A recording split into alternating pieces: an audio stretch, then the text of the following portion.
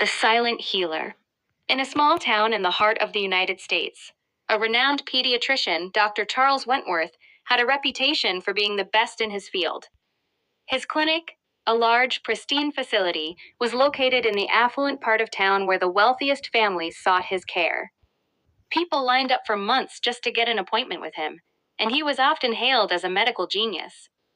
But beneath the layers of praise, Dr. Wentworth harbored deep-seated prejudices. One morning, a young mother, Michelle Thompson, walked into Dr. Wentworth's clinic with her 7-year-old daughter, Maya. Maya had been suffering from frequent headaches, dizziness, and an unusual pallor. Despite Michelle's concerns, Dr. Wentworth was not impressed. He glanced at Maya and, with a disapproving frown, told Michelle that he had a busy schedule and that he would only see the most urgent cases. Michelle, accustomed to fighting for her child, wasn't deterred. She asked to speak to him privately. In the room, Dr. Wentworth made his stance clear.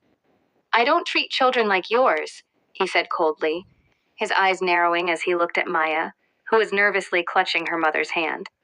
Confused, Michelle asked what he meant, and Dr. Wentworth, without a trace of empathy, replied, "People like you, Black people, don't have the same medical needs as the rest.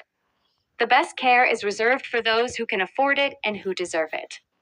A stunned silence hung in the room. The weight of his words was palpable.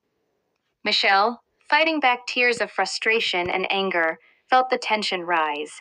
She was no stranger to racism, but this was something she hadn't expected in a place of supposed healing. Maya, sensing the unfairness, suddenly pulled away from her mother and stood in front of Dr. Wentworth. The room went still. Maya, her small frame trembling but her voice firm, looked up at the doctor. "Dr. Wentworth, you don't know me. You don't know my mom. You don't know anything about me. But you do know what's wrong with me, don't you? I've been sick for months. My mother brought me here because she loves me. And you should love all kids, no matter what they look like." For a moment, the doctor was taken aback. The entire room, previously filled with the quiet murmur of staff and patients, froze. Everyone was watching, waiting for what would happen next. Dr. Wentworth stood frozen, unsure how to respond.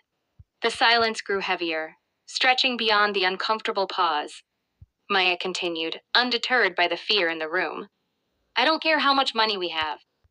I just want to get better. So why do you get to decide that? Why do you get to hurt me just because of the way I look?"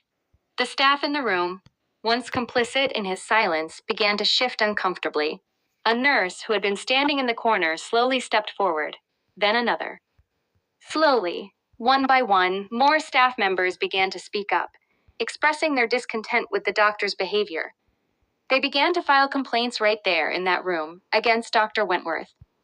The receptionist, who had always admired Dr. Wentworth's professional stature, walked out of her desk and went straight to Michelle.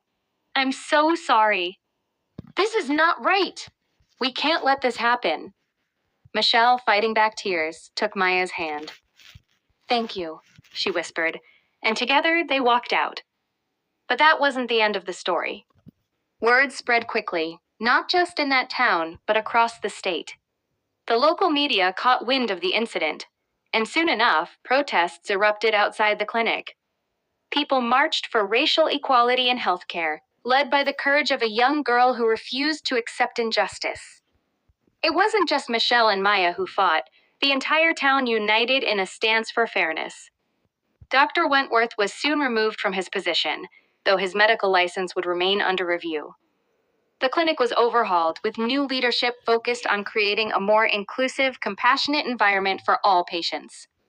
As for Michelle and Maya, they found the right care at a new facility where they were treated with respect, and where Maya was diagnosed with a condition that, had it been caught earlier, could have been easily managed. Maya's bravery became a symbol, not just for her town, but for all who had been silenced in the face of prejudice. The fight for fairness in healthcare, inspired by a young girl's voice, continued to resonate long after the incident. The story reminded everyone that healing is not just physical. It's about restoring dignity, equality, and compassion. In the end, Maya's fight was one that not only changed her own life, but also set in motion a broader movement for change. reminding everyone that silence in the face of injustice is the real disease that needs curing.